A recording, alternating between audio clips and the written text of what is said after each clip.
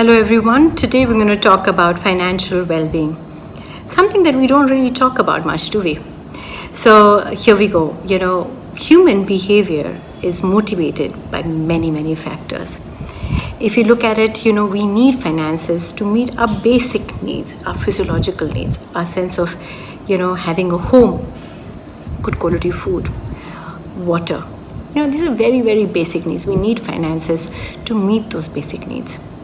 Beyond that, we come in a space where we want to feel safe, right? Obviously, people who don't have a solid roof on them may not feel as safe. When there's a thunderstorm, they may not feel safe. They may not feel safe when there's a flood. So our feeling of a sense of not just having a home, a shelter, but also feeling safe in that space, not only in the physical sense, but also in the emotional state. We want to feel safe with the people that we're around in, right? That is why people who are in a war-like situation are constantly living and battling the battle of fear. Right? Also, people who are in abusive relationship are constantly worrying about, okay, my God, how is my partner going to react now? Is he going to hit me again? Is he going to say something that's going to really hurt me? So we all want to feel the need to be safe. Subsequently, the next is about our, us having a sense of belonging. We all want to have a sense of belonging. Whether it is at home, we want to be understood. We want to be loved, we want to be cherished.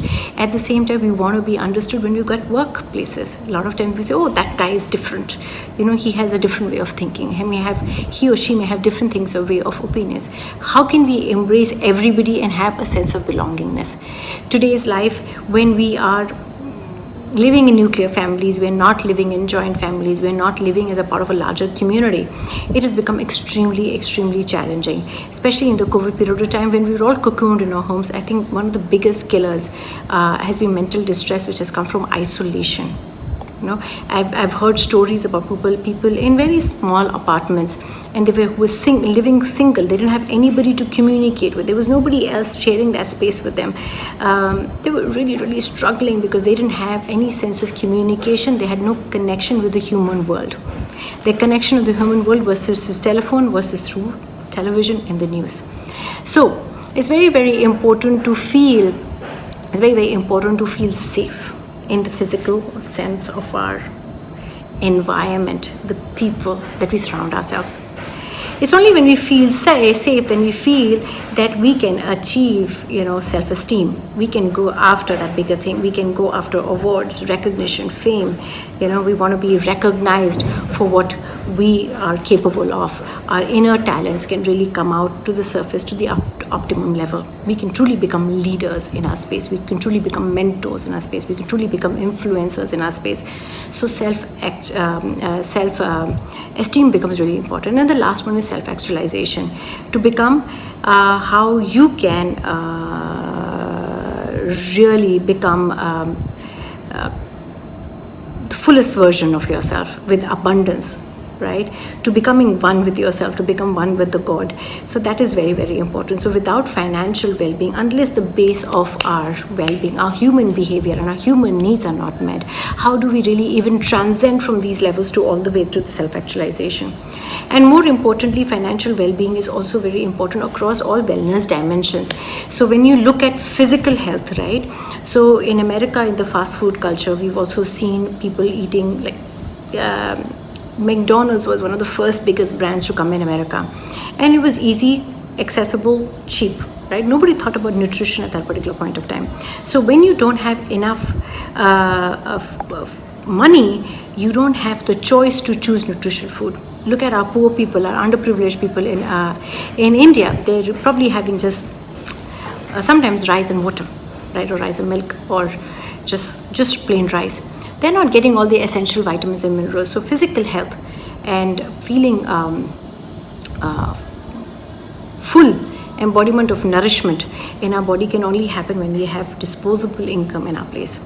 Also, in the times of COVID, in the distressful time that we've gone through, there has been an acute stress and anxiety. People have struggled to communicate with their spouses, struggled to communicate with even in their in-laws, or even sometimes their parents, because it has been a testing time. It has been a testing time of loss. It's been a testing time of grief, and it is a testing time of a lot of financial distress, because a lot of people have lost jobs in the process. A lot of people are still struggling to coming back into the workforce, and I talk to quite a lot of people who are still struggling in this space.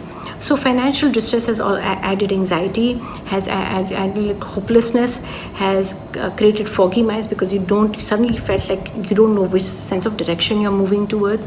Financial distress has also created a lot of distress between couples, because there are three main reasons why couples fight, right?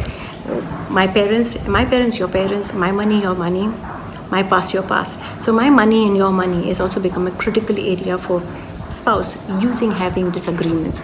So what my suggestion for everybody would be to really identify, what does financial well-being mean to you, and when is it enough?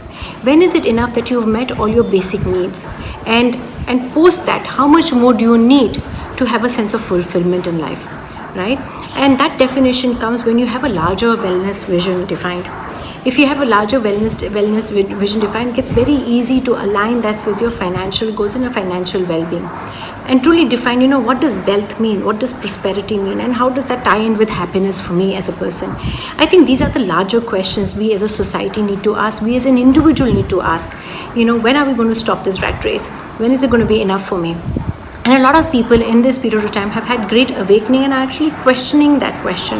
And as I have coached many, many young people in this recent period of times, they're talking about minimalism, they're talking about work-life balance. They're saying, what, I want to enjoy my life. I don't have to have a wardrobe full of clothes. I don't have to live in tier 1 city. I can get into social entrepreneurship. So a lot of the youth is asking these profound questions, and we've seen a lot of upsurge of midlife career transitions in the last few years because of this questioning that we've gone into the spiral of questioning our sense of self-identity and our own self. So guys, think a little bit more about this. Think about what your larger health and wellness vision is, and how does that wellness vision align with your financial well-being, and kind of define those objectives for yourself. Once you've kind of defined these objectives for yourself, it's going to be very, very easy to carve your path forward and to kind of have a direction. And most of us are living a directionless life. So take care of yourself, and I will see you again in the next video. Thanks for watching.